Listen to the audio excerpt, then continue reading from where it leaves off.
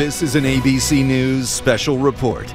Your voice, your vote. Election Night 2012. Here again, Diane Sawyer and George Stephanopoulos. And here we mark the time. Here we are. Ohio is in. We are projecting the battleground state of Ohio for President Barack Obama, which means you are looking at the President of the United States. Barack Obama has been reelected, the 44th president. Listen to the crowd out in Times Square. The man who came in promising the audacity of hope 4 years ago will now have a chance to promise possibility, a new future for the next 4 years. Coming up, George. Another chapter in an improbable journey. It is well to remember right now that just 10 years ago, Barack Obama was a state senator in Illinois. Now he is a re-elected president of the United States. A very different campaign from 4 years ago. 4 years ago, he rode a wave into office, a wave of hope and change. This time, running for re-election, he had to try to beat a wave back, a wave of economic discontent. He did it with a campaign that was brutal on Mitt Romney, but also brilliant in its organizing, turning out the vote. Matthew Dowd, a huge victory.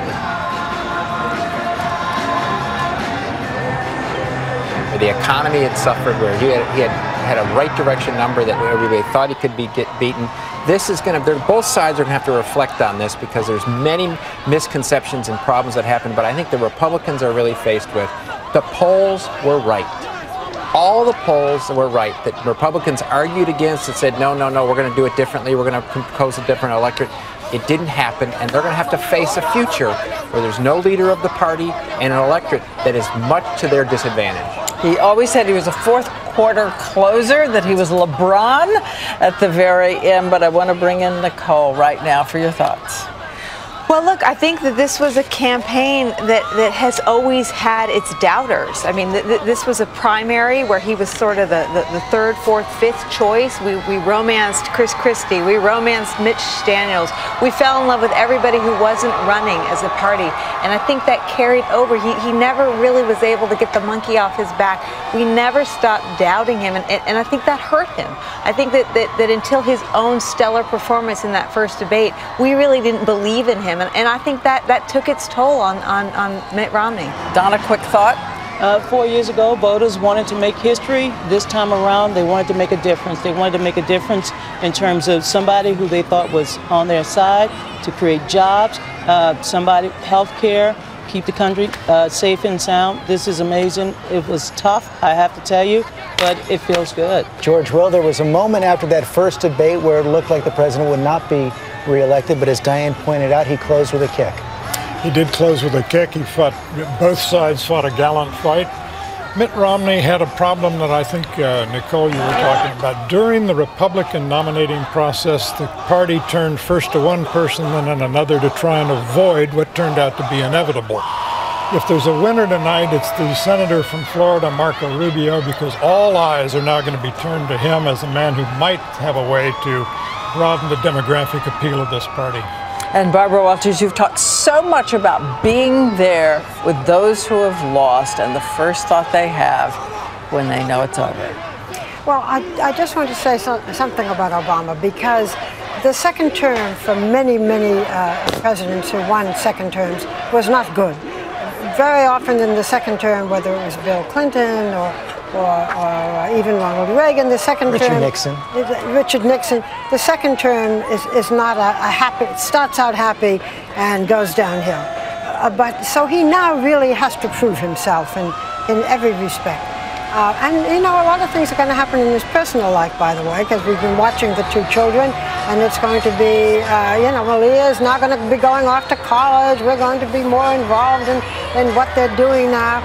But the biggest thing he has to do, of course, is to practice what he has been preaching. Now he really has to get those jobs. We want to go to Jake Tapper in a moment, but first, David Muir at Romney headquarters. Silence. Well, I can tell you, George, it's a tough room to be in. You can see the crowd here behind me. They are trained on the big monitors in the front of the room that have been watching the cables and switching back between the major networks with the announcement that Barack Obama has been reelected. I was talking to a couple of voters here who have gathered supporters, and one woman said, "I'm shocked." She said, "You know, we've got to do something about this deficit, this debt. My children will pay for this." So I think from this room and from, you know, a good part of this country that was supporting Mitt Romney's effort to become president, there's going to have to be a message from this president-elect in a second term about what he'll do to rein in the spending and to address the deficit and some of these issues that Mitt Romney championed in his year-and-a-half run. Really, as you know, George and Diane, he's been running for 6 years or so. It's been a long time in coming to get his name on that ballot. He said he was humbled to see it there this morning. And he was asked by all of us here in the press earlier today, had he thought about what it would be like not to win this race, what he would do. And quite honestly, he said he'd only prepared a speech for victory. He said, "I haven't thought about it, but I do have a life that's very important to me, and I have a family." That's a message he has said along the way, saying regardless of whether he wins, he'll be okay. But the fight goes on for some of the issues and the causes that this campaign believed in selecting Paul Ryan and in his tough talk on debt and spending in Washington. And I think the supporters of the Romney-Ryan campaign are going to expect to hear from this president what he's going to do to try to now bring this nation together, George and Diane. And we could see the tears all around you there, David. I want to head over to President Obama's headquarters, Jake Tapper. And we have a tweet, Jake. I'm sure you know about this, too. We're all in this together. That's how we campaigned, and that's who we are. Thank you, Barack Obama. That's right. In fact, normally we're used to a president accepting a victory such as this with a big speech. We first got indication that President Obama was declaring victory by a tweet, a picture of him and Michelle Obama hugging, saying 4 more years. And then again, this personal tweet signed by the president saying, as you say, we're all in this together. That's how we campaigned and that's who we are.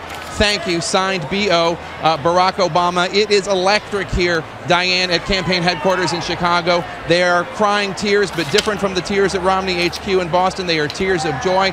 People hugging each other, celebrating, very excited. There was a lot of concern that the economic problems that the country was having and the difficulties President Obama was having with certain demographic groups was going to mean this was going to be a very long night. It turns out not so long after all. This is the 3rd president in a row who has been reelected, and he did it using the same strategy of the previous president, George W. Bush, the president who he blames for so many of the troubles that still are problems for him today, problems for the American people today.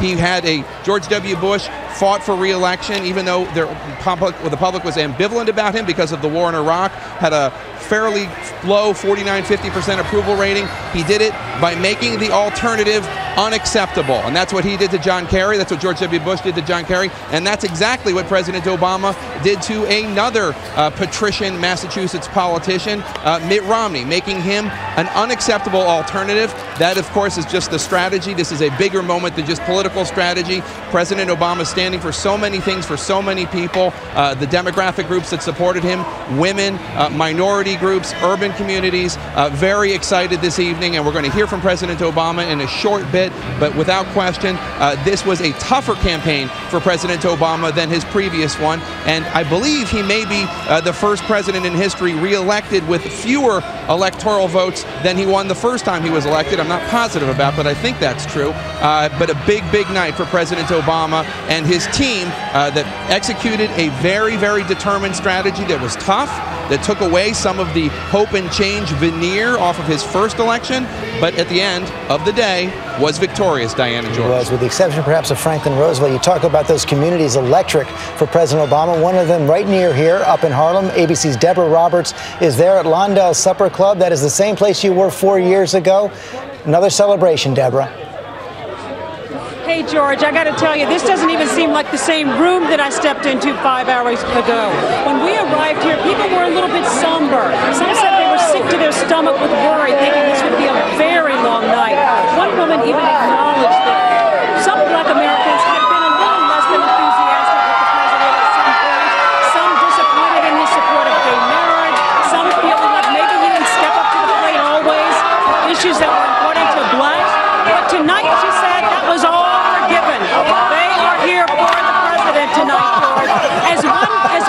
gentleman said to me, it's almost like a couple renewing their wedding vows.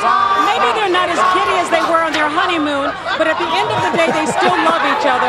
And tonight, I think you see that this love is still here for the president. These people are beside themselves with excitement, awesome. right? I love it. Loving it. 4 more years. However somber you say they were, Jeffrey, you can't prove it by what we're seeing right now. We can barely hear you.